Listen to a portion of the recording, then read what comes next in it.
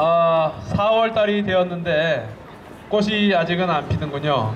그만큼 우리 날씨가 그런데 우리 서민들의 살림살이도 아직 제대로 풀리지 않는 것 같습니다. 꽃이 피는 봄처럼 우리 시민들의, 동작구 주민 여러분들의 살림살이도 따뜻한 봄날이 오기를 기대해 봅니다. 유세에 앞서서 이번 선거에서 저는 동작구 기호 6번으로 출마를 했고요. 또 한 장의 투표용지는 기호 16번 진보신당에게 투표를 해주시면 감사하겠습니다. 저희가 여러모로 봐도 현재 정당 중에서 적어도 5번째, 6번째 정도는 되는 정당인데 국회 의석수가 적다 보니 결과적으로는 16번으로 밀려나는 결과를 뵙게 되었습니다. 여러분들께 제 유세의 첫 질문을 한번 드려보겠습니다. 여러분, 우리나라는 지난해 1년 국민 총생산, 그중에 1인당 국민 소득이 23,000달러를 돌파했습니다. 그런데 이 1인당 국민 소득이 23,000달러라고 하는 게 무슨 의미인지 약간 감이 안 오시는 분들이 많이 계십니다. 1인당 국민 소득이 23,000달러면은요, 우리 돈으로 환산해서 2,500만원 정도 됩니다. 그러면 거기에다가 4인 가구를 기준으로 해서 보면 4를 곱하면 1억 원 정도가 됩니다. 다시 말해서 여러분들께서 4인 가구, 부모님 2분에 자녀 2분이 살고 있다. 그렇다면은 1년에 1억 원을 벌어야 우리나라의 평균적인 가구가 되는 것입니다. 저희 집은 저희 부모님과 저와 아내 그리고 아이가 하나 살고 있기 때문에 1억 2,500만 원을 벌어야 평균적인 가정이 되는 것이죠. 그런데 실제로 이렇게 많이 버는 가정은 거의 없습니다. 아마 이곳을 지나고 계신 시민들 여러분들께서도 4인 가구 기준으로 1억을 버는 분들이 거의 안 계실 것입니다. 그러면 제 얘기가 잘못된 것인가? 그렇지 않습니다. 실제로 우리나라는 외환보유고에 있어서도 전 세계에서 3, 4위를 달리고 있는 엄청난 수출 국가이고, 또 2008년 금융위기를 스스로 잘 돌파했다고 하듯이 굉장히 많은 잠재력과 능력을 갖고 있는 나라입니다. 또한 경제력도 그만큼 커졌지요. 그렇다면 이렇게 많이 벌어들인, 이렇게 많이 있어야 될 우리 서민들의 재산이 과연 지금 어디에가 있을까요? 예, 그 비밀은 양극화에 있습니다. 여러분, 2010년에 우리나라 증권거래소와 코스닥 같은 이 증권 상장 회사들이 있었습니다. 그 회사가 현금 또는 3개월 내에 당장 현금으로 만들 수 있는 현금성 자산, 이거를 얼마를 가지고 있었냐면은 무려 104조 원을 가지고 있었습니다. 지금도 크게 변함이 없고 그 중에 절반인 50조가량이 딱 10대 기업이 갖고 있었습니다. 엄청난 돈이죠. 우리나라 국민 총생산이 1년에 1,000조 원을 넘어간 것이 얼마 되지 않는데 그 중에 10분의 1을 이 재벌 대기업들이 중심이 된, 재벌과 재벌 계열사들이 중심이 된 상장 기업들이 104조 원이라고 하는 현금성 자산을 갖고 있었던 것입니다. 국민 총소득의, 국민 총생산의 10분의 1가량을 이씨 재벌, 정씨 재벌, 최씨 재벌, 구씨, 허씨 재벌 같은 이러한 재벌 일가들의 대기업이 소유하고 있기 때문에 우리 서민들은, 우리 노동자들은 뼈 빠지게 일해도 우리 손 안에 남는 것이 별로 없고 항상 고달프고 무엇인가 부족한 그런 살림살이를 했던 것입니다. 그렇다면 우리가 이렇게 불공평하게 살고 있는 것이 과연 이곳을 지나고 계시는 우리 노동자, 근로자분들, 또 태평백화점 앞에서 장사를 하시는 상인분들, 이곳에 포장마차를 운영하고 계시는 영세 자영업자분들이 정말 놀고 먹어서 어렵고 재벌들은 우리보다 100배, 1000배를 더 일하기 때문에 100조 원이 넘는 돈을 갖고 있는 것일까요? 그렇지 않습니다. 제가 볼 때는 우리나라에 있는 그 어떤 재벌도 이곳을 지나고 계시는 여러분들보다 더 많이 일하는 사람은 없습니다. 그렇기 때문에 이 잘못된 현실을 바로잡아야 합니다. 그렇다면 이 잘못된 현실, 바로 사회 양극화라고 불리는 이 현실은 어디서부터 생긴 것입니까? 그 첫 번째는 바로 비정규직입니다. 여러분, 우리나라에 있는 경제활동 인구를 크게 세 부류로 나눌 수 있습니다. 첫째는 정규직 노동자, 두 번째는 비정규직 노동자, 나머지는 영세 자영업을 하시는 자영업자분들입니다. 이분들이 각각 우리나라를 구성하는 세 주체라고, 일하시는 세 주체라고 보시면 됩니다. 그런데 전체 노동자의 절반이 넘는 비정규직 노동자들이, 특히 청년 비정규직 노동자들, 이 사회에 첫 발을 내디딜 때 소위 말해서 88만원 세대라고 해서 사회에 첫 발을 내딛습니다. 그렇게 해서 10년 동안 열심히 일하면 급여가 얼마가 되느냐? 130만원 정도밖에 되지 않는다는 것이 이미 나와 있는 통계입니다. 왜 그렇습니까? 아무리 비정규직은 열심히 일을 잘해도 2년 안에 고용이 해지가 됩니다.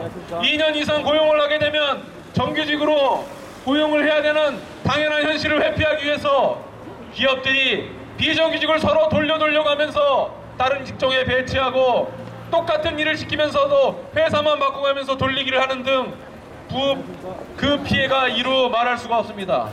또한 파견제라고 하여서 일은 엄청 열심히 하는데 그 중에 20-30%는 중간 관리회사, 소개회사가 중간 돈을 뜯어가는 그런 형태가 지금 엄청나게 만연되어 있는 것입니다. 이런 상황에서 비정규직 노동자들이 아무리 열심히 일한들 내 집 마련의 꿈을 꿀 수 없고 연애, 결혼, 출산, 소위 3포 세대가 양성되는 그러한 현실을 맞게 된 것입니다. 오죽하면 제가 태어난 1970년에는 우리나라에서 태어난 신생아가 102만 명이었는데 작년에는 그 신생아 숫자가 47만 명으로 줄어들었겠습니까? 이것이 모두 우리 사회의 양극화의 근본 원인 중에 하나인 비정규직 때문에 그렇습니다. 비정규직 노동자들이 오히려 힘이 없기 때문에, 힘이 없고 언제든지 잘릴 수 있기 때문에 시키면 시키는 대로 일하고 주면 주는 대로 받고, 그러면서도 정말 가슴 아프면서도 자신의 권리를 주장하거나 노조에 가입하거나 하지 못함으로 인해서 그들이 그렇게 뼈 빠지게 일하는 동안 그들을 부려먹는 이 나라의 재벌 대기업들은 100조 원이 넘는 부를 통장에 쌓아두게 된 것입니다. 여러분 어떻습니까? 이 문제 바로 잡아야 되지 않겠습니까? 맞다고 생각하신다면 박수 부탁드리겠습니다. 그렇습니다. 재벌들이 우리보다 100배, 1000배 일하지 않는 한 그 정도의 부를 가져갈 자격은 없습니다. 아니, 우리보다 더 열심히 일하지 않고 부모로부터 물려받은 재산으로 그 재벌 기업을 물려받아서 지금 떵떵거리고 살고 있는 이 재벌로부터 오히려 그 많은 부를 환수하고 공평하게 과세해서 우리 서민들의 살림살이에 써야 합니다. 어디에다 써야 될까요? 바로 우리 서민들의 자녀들의 대학 등록금, 교육비, 그리고 병원비, 그리고 노인들의 노후 안정을 위한 노후 안정 자금, 그리고 저소득층이 주거 안정을 이룰 수 있도록 전세지원금 같은 이러한 복지에 써야 될 때가 왔다고 저는 생각합니다. 여러분은 어떻게 생각하십니까? 맞다고 생각하시면 격려의 박수 부탁드리겠습니다. 그러면 이런 얘기를 많이 하십니다. 오늘 제가 정몽준 의원하고 TV 토론을 하고 왔습니다. 금요일날 밤에 방영될 예정인데요. 그렇게 많은 세금을 거두면 어떻게 하느냐? 그러면 기업들이 일할 의욕이 없고, 이런 취지의 말씀을 하시길래 제가 그랬습니다. 이명박 대통령이나 정몽준 의원이나 새누리당이 눈만 뜨면 얘기하는 나라가 어느 나라죠? 저 나라를 본봐야 된다, 이런 나라가 있죠. 어느 나라입니까? 미국. 네, 그렇습니다. 미국입니다. 그 미국에서 가장 잘 나가는 대기업들에 대해서 얼마의 세금을 매기는지 아십니까? 40%입니다. 무려 40%의 세금을 대기업들에게 매깁니다. 우리나라는 얼마인지 아십니까? 고작해야 22%. 그것도 각종 조세 감면 조치를 띄고 나면 평균 15%를 띄는 것이 우리의 현실입니다. 여러분들이 돈을 벌고 노동을 해서 버는 소득에는 20%가 넘는 세금이 붙지만 재벌들이 벌어들이는 그 천문학적인 소득에는 법인세는 고작해야 실질적으로는 15%, 미국에 비해서도 3분의 1밖에 되지 않는 것이 오늘날의 현실입니다. 그렇다면 우리가 이 재벌들과 부유층에게 과세해서 서민 복지를 위해서 써야 될 이유는 충분한 것입니다. 더 나아가 양극화의 근본 원인을 치유하기 위해서 아까 말씀드렸던 비정규직을 기업들의 착취, 기업들의 노동 착취로부터 막아내기 위해서 비정규직 법안을 개혁하는 것이 양극화를 해소하는 첫 번째 첩경입니다. 비정규직의 사용 사유를 제한하고 현대판 노예제도인 파견제도를 철폐해야 합니다. 더불어서 부득이하게 비정규직을 사용한다 하더라도 그 비정규직의 임금과 노동 조건을 정규직하고 차별을 두지 않음으로 인해서 기업들이 굳이 비정규직을 써야 할 이유가 없어지게 만드는 것이 우리 청년들에게 내 집 마련의 꿈, 연애의 꿈, 결혼의 꿈, 그리고 행복한 가정을 이루는 꿈을 주는 길이라고 저는 생각합니다. 맞다고 생각하시면 따뜻한 격려의 박수 다시 한번 부탁드리겠습니다. 여러분, 경제를 살려야 한다는 얘기 대통령부터 시작해서 또 우리 동네 국회의원인 정몽준 의원 얘기 많이 합니다. 하지만 어떻게 살릴 수 있는 것일까요? 경제를 살려야 된다는 얘기는 누구나 다 할 수 있는 얘기입니다. 경제를 살려야 된다는 얘기는 사람을 살려야 된다는 얘기랑 똑같은 얘기입니다. 어떻게 살리냐는 것입니다.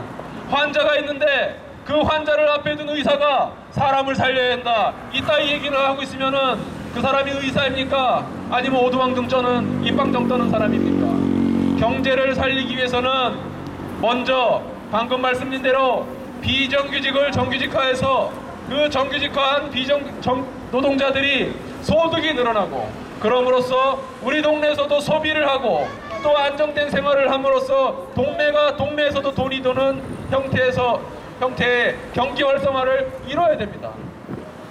더불어서 동네 경제, 우리 골목 경제를 지키기 위해서 또 하나 해야 될 것이 있습니다. 그것은 재벌들의 부분별한 시장 상권 침입, 골목 상권 침투를 막아내는 것입니다. 여러분, 요즘 재벌들이 그런 얘기 하죠. 요즘 재벌들의 행태 중에 정말 웃기는 것이 빵집, 커피집, 심지어 순대 떡볶이까지 프랜차이즈 체인점을 만들어서 하려고 하다가 저항에 부딪히고 있다는 얘기 많이 들으셨을 겁니다. 보통 재벌이라고 한다면은 자동차, 전기, 전자, 화학, 그리고 중공업, 조선, 항공, 이런 거대 사업들에서 돈을 벌고 사업을 하는 것이 재벌인데, 왜 이 재벌이 모양 빠지게 빵집, 커피집, 순대, 떡볶이 이런 일을 하려고 하는 걸까요? 도대체 미치지 않고서야 왜 이런 일을 하려고 하는 걸까요? 그 이유는 단순합니다. 재벌들의 자손이 늘어나서 그렇습니다.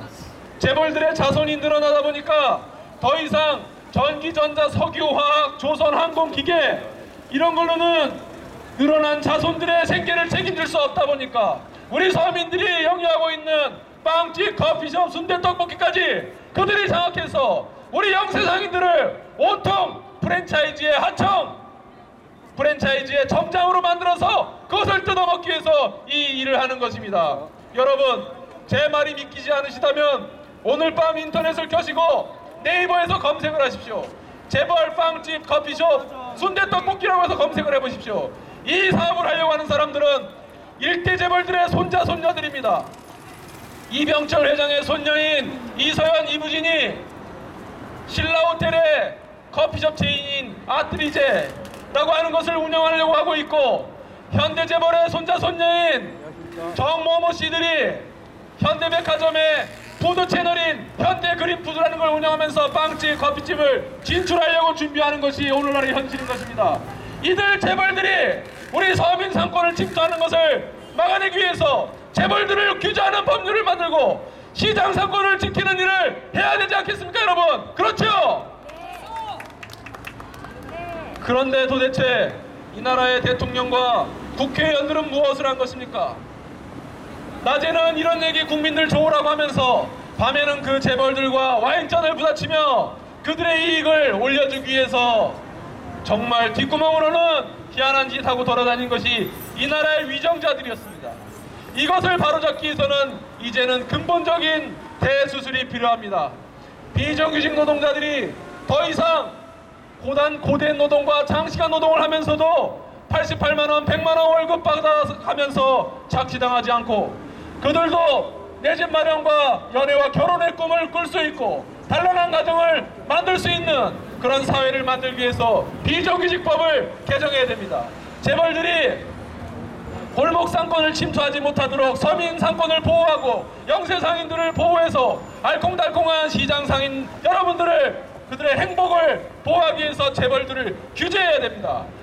이 일을 제가 말씀드린 이 일을 저 김종철보다 진보신당 김종철보다 정몽준 후보가 더 잘할 것이라고 생각하신다면 이번에도 정몽준 후보 밀어주십시오.